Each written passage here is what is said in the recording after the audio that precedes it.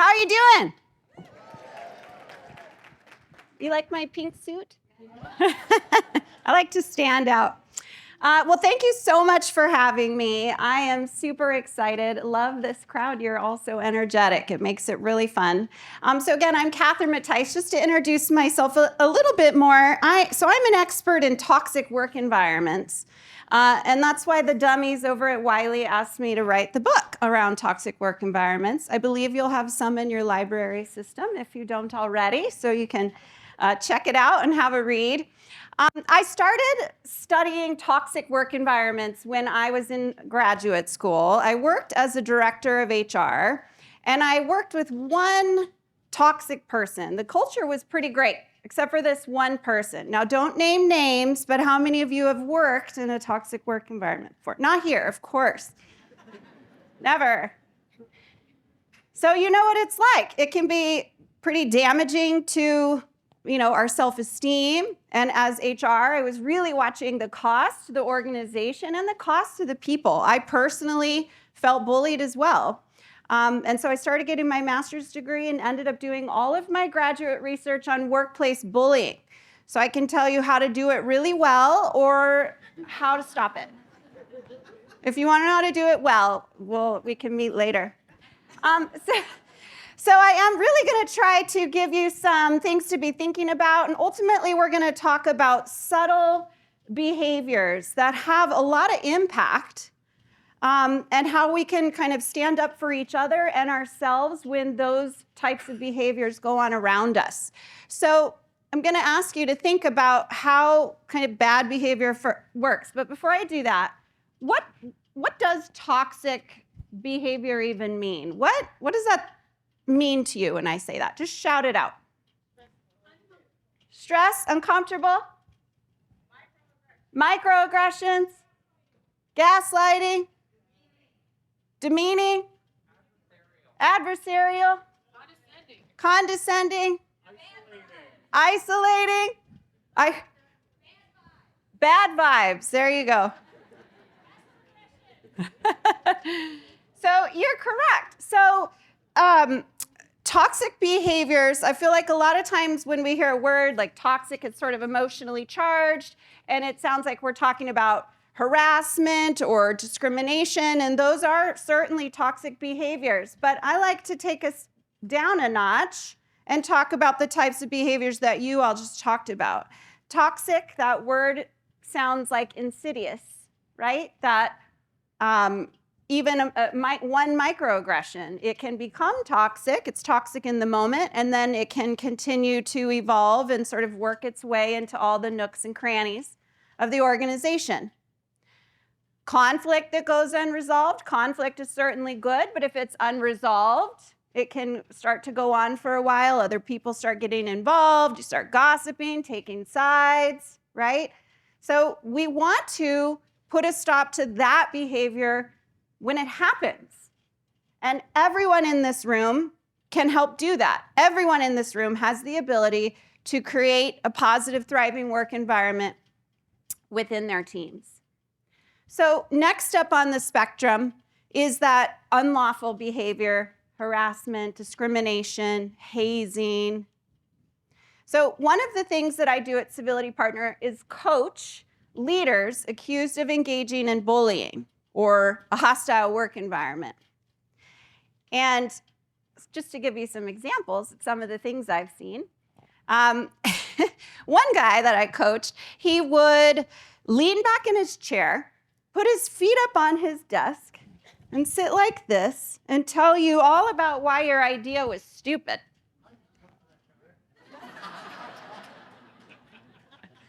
He's better now, I fixed him.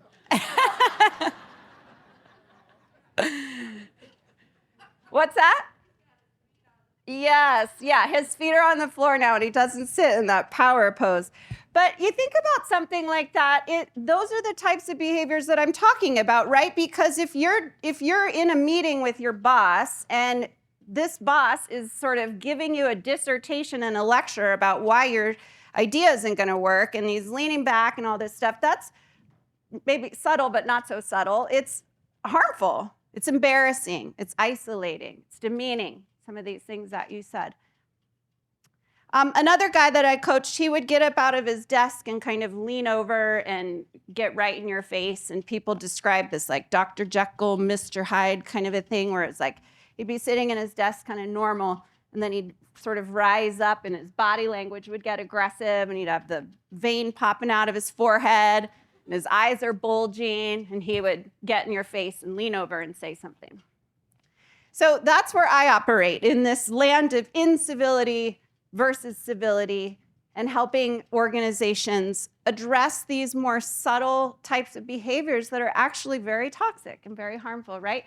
So at the other end of the spectrum is indeed workplace violence. The guy that I just described that rose up and would get in your face, is that violence? It is.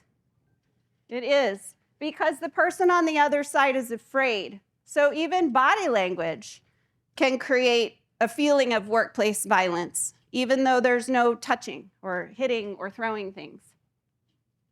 I know a lawyer, she was telling me one of the cases that she was working with or that she investigated, the CEO would throw safety pins, or not safety pins, paper clips at someone when wanted them to stop. You don't do that, right? He's like appalled. His face is like, oh my gosh, I would never do that. So the opposite of these behaviors is psychological safety, right? Creating an environment where people feel free to be themselves, share their ideas. We were just talking about, getting those ideas. You were just saying, I want to learn. I want that feedback. Well, if it's not psychologically safe, then people aren't going to give feedback.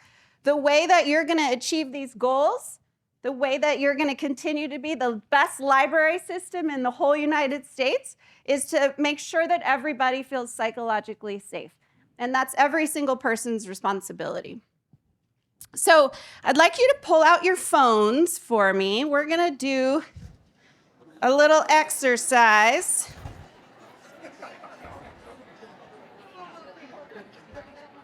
Okay. Don't throw paper clips at people. I see you over there. Okay. Oh, let me switch this. Hold on. Okay, we're going to do a little survey. Incident report.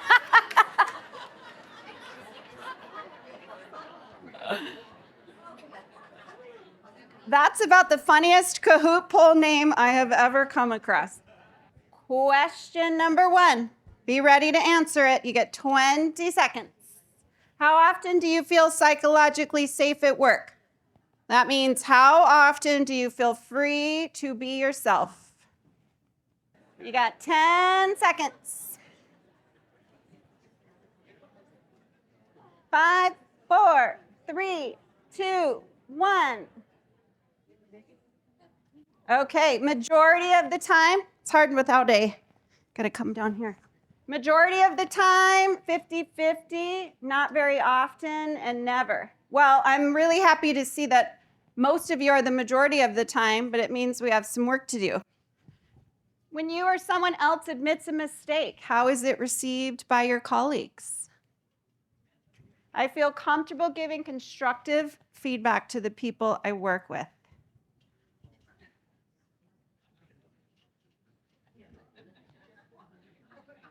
Incident report says, not anymore. All right.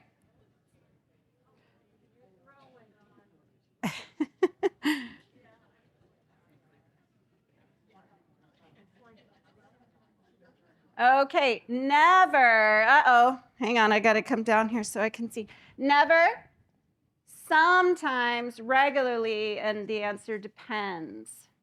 So it looks like we've got to do some work on our constructive feedback. Why is that? Why do we feel uncomfortable giving constructive feedback? Okay, you feel like that person is sensitive and we don't want to hurt their feelings. What else?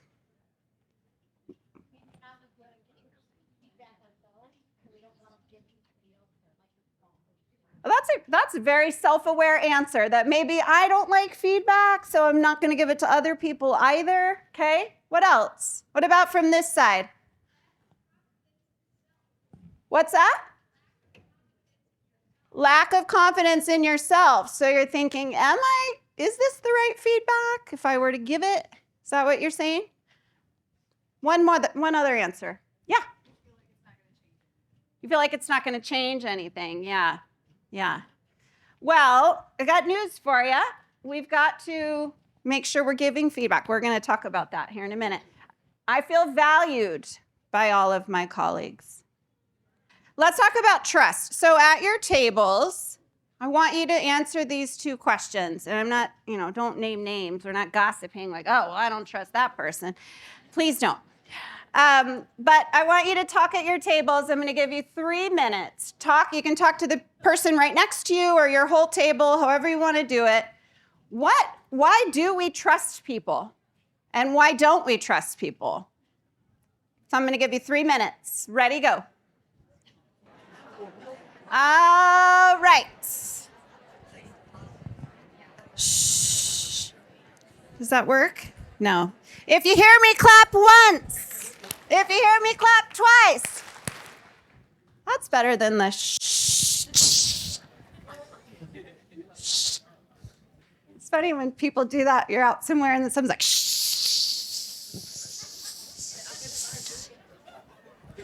Okay. I'm getting in my librarian mode. Okay, so what did you talk about? What do people that you trust do? What does that behavior look like? Follow through, respect, reliable, honest. Wait, I'm going to come over here. I heard honesty. What else did I? Consistency. Sorry. Okay, what else? I missed that. What? Integrity. Transparency. Listening without judgment.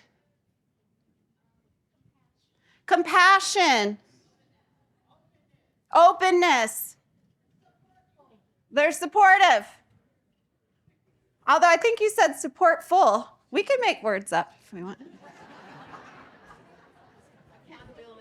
Accountability. They're accountable for their own actions. They're approachable. They have your back. What's that? Oh, that was the inside jokes. What about people you don't trust? And again, don't name names. We don't need you to say their name. Just kidding. What do people do that we don't trust? They gossip? They're demeaning? They lie? Say one thing and do another? They're evasive? What else? They'll embarrass you. They yell. They're inconsistent. Just write everything that we said about who we trust, just the opposite. Yes? Say what they mean and mean what they say. Okay, so when we trust people, it's because they say what they mean and they mean what they say. What else? What else about not trusting people? They retaliate. I'm going to mention something too, because we talked about defensiveness or, not some of us, it's hard to get feedback, and that all depends on who's giving it and how they're giving it and what they're giving it about and all of that stuff. But defensive people are hard to trust, wouldn't you say? So we're coming back around to that whole feedback thing, being able to take feedback in and also give it. They don't pull their own weight. We don't trust people who don't pull their own weight. What else? Anything else? Wait. I had 2 people. Go ahead. Someone over here said they throw you under the bus. They'll throw you under the bus. They provide inaccurate information. It might not be purposeful, but still at the same time, it's inaccurate. Okay, they're using inaccurate information. There's different levels of distrust that you could have towards someone too, because unfamiliarity could just go on. That's a great point. So distrust can be at levels. Maybe you just don't know somebody, and so you don't necessarily trust them. I feel like there's two kinds of trusters. There's the trusters that like, I just met you, I trust you until you show me not to. That's me, wear my heart on my sleeve. Please don't throw me under the bus. Then there's the other kind of truster where it's more like, I'm going to meet you, I'm going to give you the benefit of the doubt, but I wouldn't say I trust you until you've really proven it to me. Both of those resonate with you? Yeah. So when I was writing the book, I was really looking at this idea. So by the way, the book isn't just navigating toxic environments. It's really about creating a positive environment. And so I was looking at what does trust even really mean? We've all thrown out a bunch of things. And these are the 5 things I came to. And you can remember them by their acronym, which is TARFLF.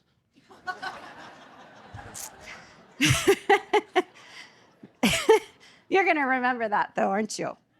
You're not being TARFLF. Okay, so transparency. So I'd love for you to just kind of think about these things as I'm saying it. Transparency, that means you're honest. And honesty is more than just honest. It means that you don't exaggerate. It means that you're sharing information openly. People feel like you're sharing what you know. And if you don't know, then you say, I don't know. I always think of this friend, his name was Eric. Eric was like this big, tall, 6'3" dude, bright red hair, and he was just one of those guys that was full of energy. You knew when you hung out with him, you were gonna laugh and crack up. He told great stories, and of course, he'd take a 30-second story and it would be 30 minutes because it was funny. And he always started off with, just the other day. And so just the other day, this crazy thing happened. And so when he started a story like that, you knew that it could have been literally just the other day or 10 years ago. And you knew he was exaggerating. That was for humor. That was his deal. Versus somebody else I've known along the way who also told a lot of stories, but you got the sense that he was exaggerating and he really wanted you to believe that kind of exaggerated version. So trust the guy who's telling the funny stories because he's very clearly not being totally honest for humor's sake. So that those two kind of juxtapositions stick in my head. Okay, accountability, that you follow through, you're reliable, you deliver results. Respectful, you listen with intention. You ask questions. You value people and their points of view. So even something like interrupting somebody, we all interrupt, except for me, of course, because I'm the CEO of Civility Partners. I never do that. We all do it, right? But sometimes we have the serial interrupters. They kind of always do it. Do we give those people feedback? Would you give someone like that feedback? You would? That's good. I feel like not everybody would, right? Loyal means that you're helpful. You give encouragement. Give credit where it's due. Keep confidential information confidential. And that you're fair. Kind of to your point, using facts and data. Open to others' point of view. And applying equal standards across all of your interactions. There's one that's not up here. You also have to trust other people. They're not going to trust you unless you trust them. And there's a saying, you can build trust with teaspoons and lose it in buckets. I don't know who said it. I tried to find it, and lots of people claim accountability for that quote, but it's true no matter who said it, right? It takes a while to build up trust, but it's so easy to break it. So I want to talk to you about how toxic behavior works. And again, I'm talking about anything from gossip, conflict that's not working, up to more horrid types of behaviors. So first up is you have let me back up. A lot of times when somebody is engaging in toxic behavior, we tend to villainize them. Ugh, I hate working with that person, right? They're toxic. But the thing is that toxicity is a social phenomenon. And that's how you're all responsible for creating a positive environment. So on one side, and this is a fascinating model, you have a target or targets of the toxicity. And those targets have counselors, people they talk to. When I worked at the organization where there was this bully, I had another colleague, Irma, and she and I spent lots of time counseling each other, right? Venting our annoyances, complaining, what do we do? That kind of a thing. And then the toxic individual also has counselors, people that they go and vent to. So in my case, the bully, he probably was in somebody else's office going, ugh, Catherine, she drives me bonkers, right? So he had counselors also. And then you have advocates and allies. Look what side that circle is on. So what happens is often the person who engages in toxic behavior, because they have power, they have social power given to them because people aren't speaking up, they have advocates and allies. They also have reinforcers. A lot of my colleagues use the words like witness or bystander. But if you're aware of bad behavior going on around you, and you choose not to get involved for whatever reason, we talked about some of those reasons, then you are a reinforcer. You're not a witness, you're not a bystander. You are choosing consciously not to get involved. And that makes you a reinforcer. Now, I'm not blaming you. Giving feedback's hard. Maybe you don't know what the organization would do. Would they support me? Would I be retaliated against? I get it. But the fact remains that you're consciously choosing not to step in. So what we need to do is every single person needs to be an advocate and an ally. And so I'll give you some tools for that. But we all have a responsibility to help each other out. We all have a responsibility to create a culture where we all feel psychologically safe and included, and that we're treated with respect every single day. What we do for work, especially those of you who have worked here for over 20 years, I saw several of you, or even a year, or even 5 days. What we do for work is such an important part of who we are. It's a part of our identity. And so if we go to work and we feel like we're being disrespected or not valued by the people around us, that is extraordinarily damaging. It's different than going to Starbucks and maybe you have a rude barista. It kind of annoys you, but you'll get over it. But if you're at work every day, at the receiving end, or even observing bad behaviors, it's not good for any of us. Not good. So in these scenarios, we talked about kind of like why not giving feedback, but let's take it kind of a step further. When we witness microaggressions, the serial interrupter, I know you said you'll step in, or even some bullying or gossip, what keeps us from stepping in? Why do we stay silent? Yeah, we're fearing retaliation. And is it within fear of becoming the new target? Yeah, you fear that you'll be the new target. So retaliation could be by the individual or the organization, right? And you're talking about this person might keep picking on me. What else? It's very stressful to hear me. It is stressful. What makes it stressful? Well, fear, but then you have surges of adrenaline and cortisol, and so it's a physical reaction. It's uncomfortable. Yeah, you have a physical reaction to stepping in. It's not in our nature to throw ourselves under a bus, someone said. Yeah. It can be unsafe to speak up sometimes, like extremely unsafe, especially in certain instances where if a culture is toxic and it hasn't been addressed, and you speak up against said culture, just like someone said, you become the direct target. Yeah. Yep. So it's stressful because You feel like you could be targeted. If you're in a culture that's allowing a lot of toxicity, becomes even harder to speak up, which is why we all have to get focused on creating a positive environment where we can say things like, hey, yesterday you said this thing, it kind of hurt my feelings, so we talk about it, right? Yeah. I just started, and I don't want to be viewed as whiny. Yeah, I just started. I don't want to be viewed as whiny. I don't want to be the complainer. That makes sense? Yeah. Back here, I saw your hand first. Yes, the bystander effect. Someone else will say something, and then I'll be good. Yeah.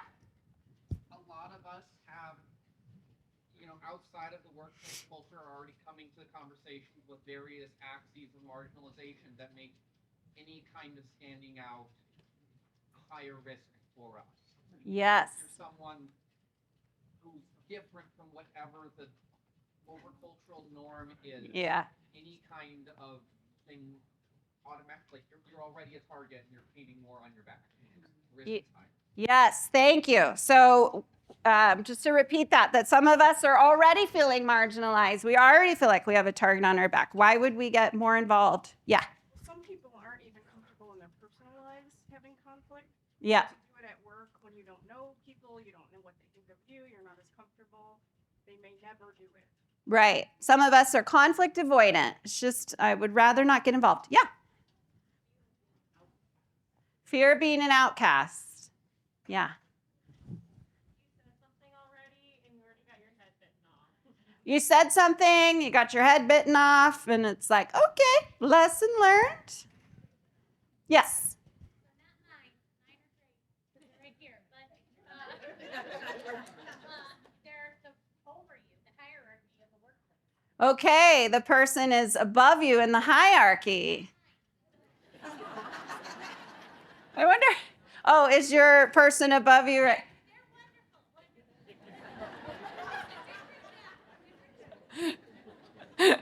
That's awesome. Yeah. Maybe you don't have faith in the system and you're like, if I speak up, nothing's going to happen anyway.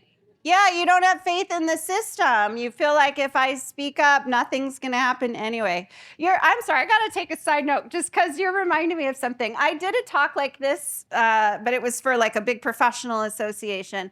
And I'm going through the evals afterward to see what people thought. Most of them are pretty good. Everybody's great. And then one person writes, this was super uncomfortable because I was sitting next to my bully, my boss. And then I get to, I'm sure it was his evaluation, and it was like, this is stupid. Why did we hire this? Put two and two together. Anyway. What else? Yeah.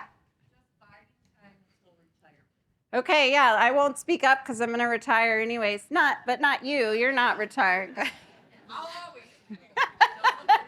Yes. depends on what it is, but also, is it my place to say something in this case? Okay. Especially like in a seniority situation.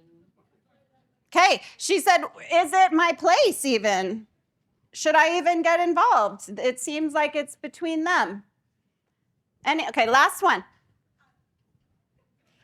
Oh, if you both have one, you can both go. There's plenty of room. You let it go before, so how are you supposed to speak up now? Yeah, you keep letting it go, and now it feels like, well, now what would I say? Yeah. And then some situations are really complicated, and even the victim isn't sure that they want it addressed, or if they do, they want it done in a very specific way, and you don't want to make things worse. Yeah. So maybe the person is at the receiving end, the target is saying, don't speak up. I'd rather you not. I would like it done a certain way. I would argue in that instance, though, that it's your culture too. And so not they're going to be like, well, I'm going to say something anyway. But I would push back on someone like that and say, well, I work here too, and I'm observing it, even though I'm not at the receiving end. It is about me. I'm here too. It's a team. And so I'm going to do something. I'm happy to get we could talk about it, but I can't let it go. Oh, yep. She came up to the mic. She's like, make sure you call on me.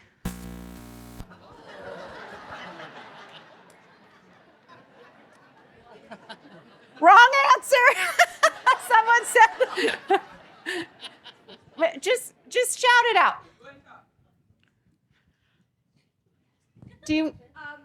Some people stay silent because they don't know how to speak up. Yes. They don't have the words. We don't know how. That's right. That's why I'm here. We're going to fix that.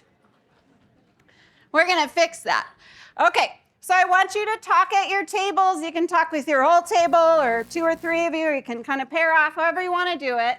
We just talked about a lot of obstacles, a lot of reasons why we don't speak up.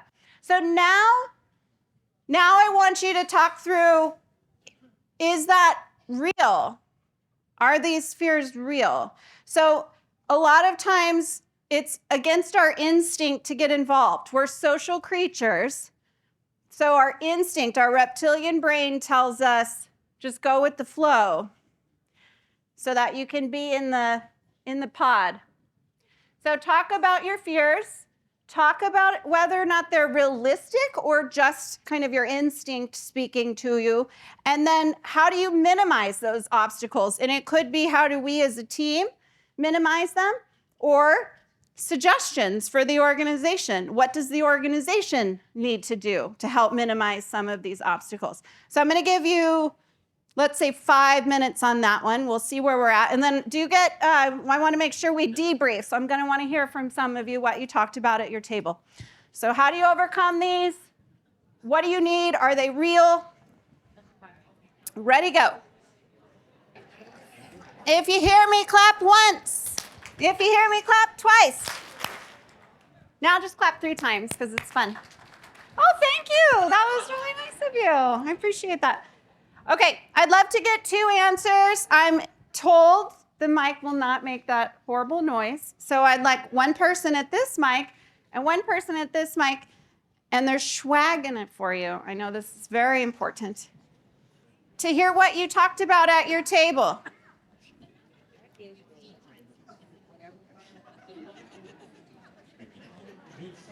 Nobody? Oh, wait, we got one? Yay! We got one over there too. Okay, good. All right, so what did you talk about? Are these obstacles real? What needs to happen to overcome them? We talked about how a lot of big impact in overcoming them and minimizing the obstacles is a lot of building rapport with the people around you and normalizing some of these tools. Yes. Writing drafts of things and having somebody look them over, sanity checks, or giving low stakes feedback regularly so that when you have to give high stakes feedback, it's easier and it's more of a normalized process. I love that. You definitely earned your swag. Thank you. Thank you. Yeah, look, so the more often we give Tracy, I think she'll bring you some swag. Or if you go back to, they'll give it to you. This individual needs swag. Come on. It's very important. So just to comment, you're great. You can have a seat. Thank you. So just to comment on a few things that were said, and then we'll come over to you. So we heard a little giggle with the sanity check. That is a very real thing in the communication world. We call it perception checking. It's definitely important. How are we feeling? Did you notice that? Was it just me? And the more we give the kind of easier behavior about incivility or a microaggression, the easier it is when something really ugly happens, right? It's interesting because when I coach these individuals accused of bullying, these are leaders that are high producers. That's why they've been allowed to kind of act this way. And then usually something big happens and the organization says, all right, we need to get you some coaching. And then when I talk to the people around them, it's like, why, nobody ever said anything because they were afraid. What's fascinating about that is in a public restroom, if someone has toilet paper on their shoe, don't you? Oh, you have toilet paper stuck to your shoe. But we won't tell the people around us that they're causing a little damage. Okay, your turn. Get round of applause. Hi, guys. So at our table, we discussed finding support among your colleagues because a lot of times some of what you're feeling is isolating you, and perhaps what you may feel is only a problem for you. When you talk to others among your group, you might find out that this is more widespread.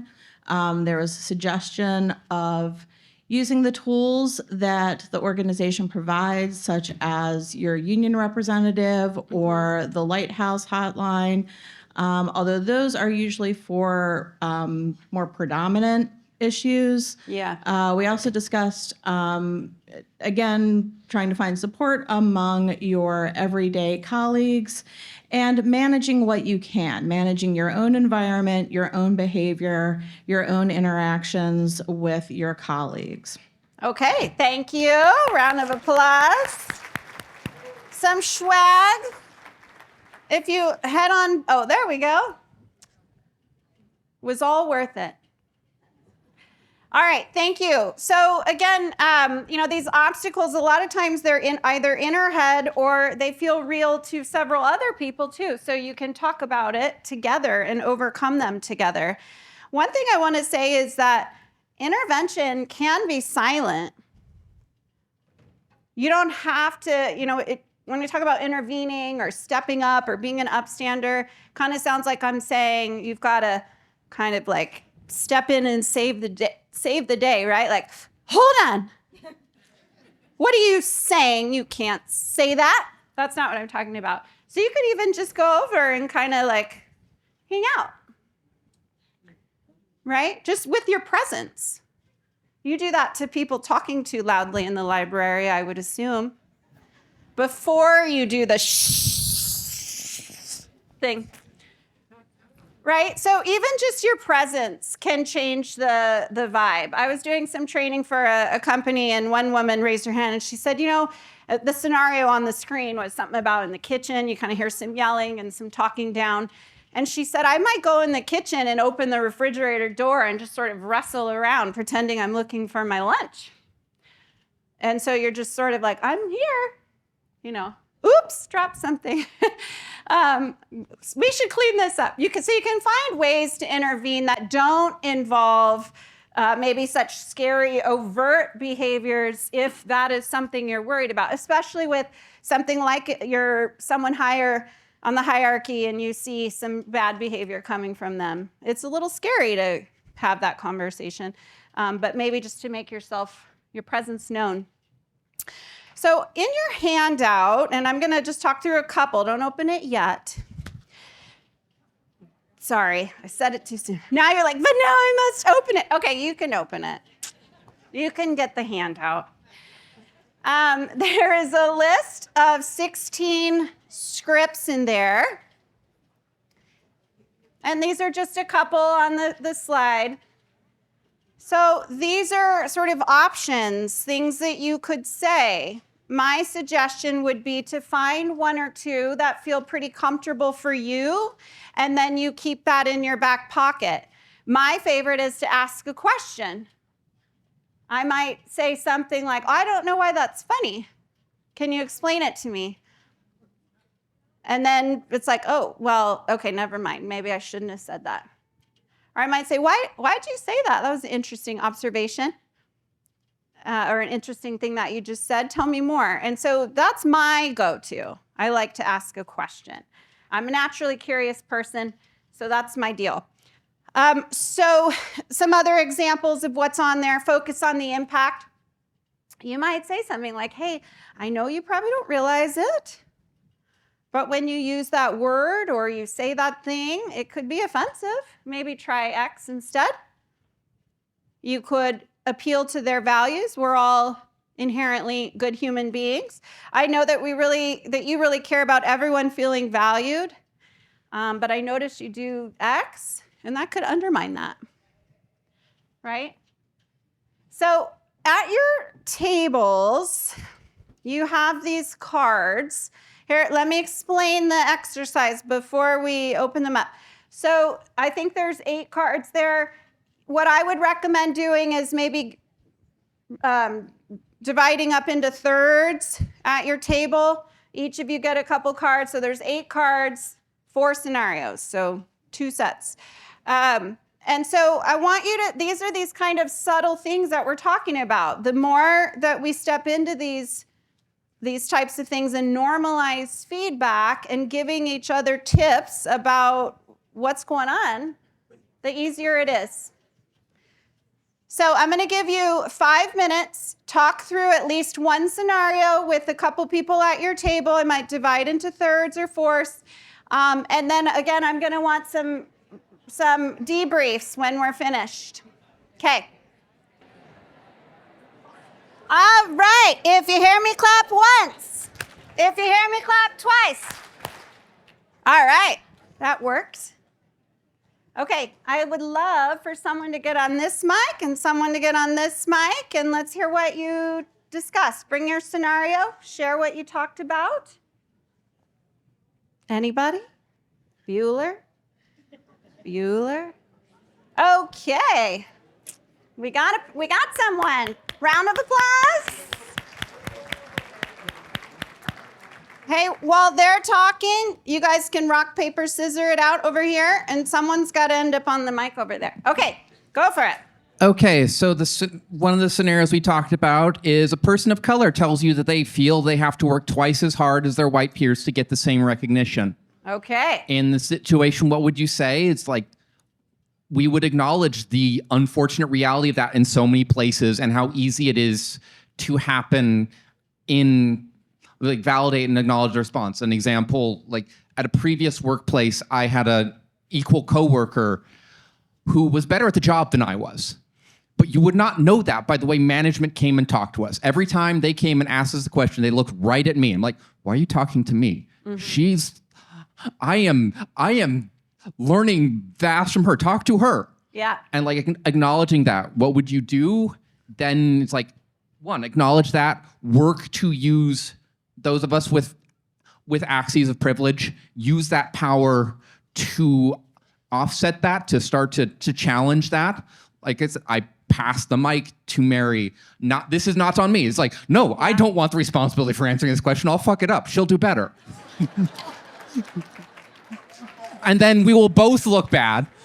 But like acknowledging that and calling it out in ways when you can, where it's like maybe not necessarily in public, but talking to people in private, saying, hey, you keep asking me this. You should be talking to her or them or whoever the person is where that's happening. Okay, wait, so just to recap, so you're saying in the moment you could say something like, hey, I don't know, why are you asking me? Ask this person, they know more.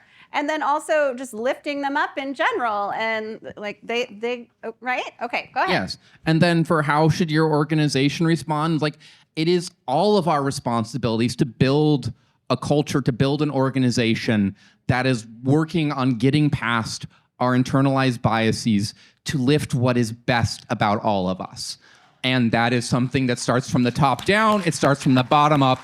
It is everyone's responsibility, but a greater share does fall to leadership as a result of the power structure. Yes, thank you. Nice job. That was totally swag worthy. Thank you. Okay, go for it.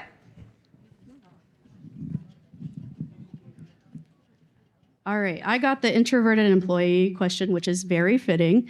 And I will say that right now my beats per minute is 122. And I'm totally doing this for swag. But wow.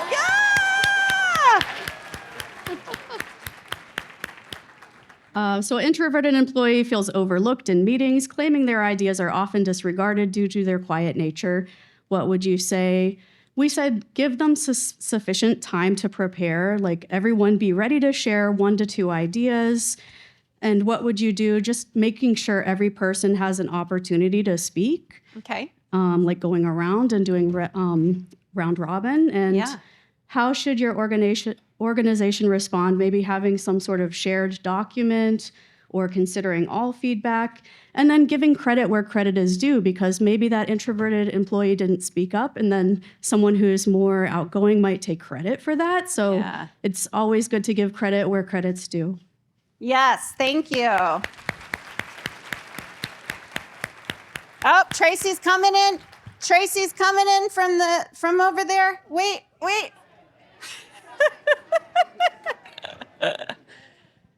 Oh, did you want to go? You go for it. I can't promise you any swag. Actually, they gave me 5, so you can. Okay. Our question is, you receive an email chain that includes inappropriate comments about a coworker's nationality. Mm-hmm. I would respond with, that is a prejudice, Mm-hmm. and that has caused harm in the past, and it continues to this day. This is inappropriate. I would put that in writing because someone put the negative comment in Okay. writing. Yes. I would respond to the email chain. Depending upon how closely I knew that person, I might take them aside privately and discuss that with them. Yep. And then I would definitely forward this chain to human resources. Okay. And it said, how should your organization respond? It should respond with coaching and training. And depending on how egregious is the organization should respond. And I know CCPL has in the past. This is not something we support. This is not something that we encourage, and it is incorrect. Okay, thank you.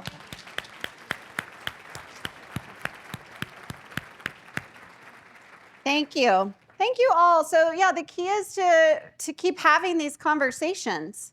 So I'm sure all of you had a lot of different ideas, and I think sometimes it can feel like, well, she's saying A, I have to walk on eggshells, or B, I'm supposed to micromanage everyone and their behaviors. And that's not what I'm saying. I'm saying the more kind you are to each other, the more we normalize these kinds of conversations, the more we can work better together and get to know each other. We have to be curious. We have to be curious about each other so that we know what makes each other tick. And then you can give feedback to one person one way versus feedback to another person a different way if you get to know them, right? So I would encourage you to think about and write down maybe one thing that you'll do as a result of this talk. We talked about why we don't speak up, overcoming those fears and working together to overcoming those fears and obstacles. We talked about a couple things that we could do. You had some conversation cards. I would encourage anybody who manages or leads a team to keep these kinds of conversations going. I always say, I'm a culture consultant. I get hired to take cultures from here to here. But the best and most easiest way to create a positive culture is to talk about it. All those little conversations. So at your meetings, and it doesn't have to be the leader. It could be some, if you're not a leader, you could bring some ideas to your leader. Hey, let's talk about this in a meeting. Find scenarios and things you can bring. And the more you talk about and normalize and socialize this idea that we're focused on a positive working environment, the better. I would like everybody to stand up. We're going to do one last thing. Push your chair in.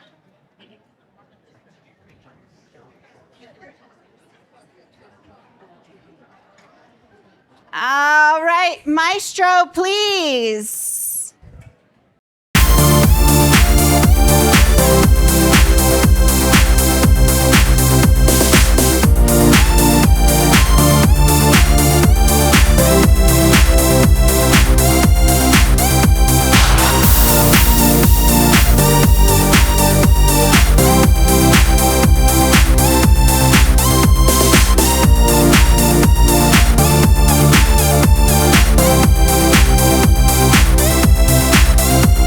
Thank you so so much, everybody. Thank you. I hope you have a great rest of your day. Thank you so much.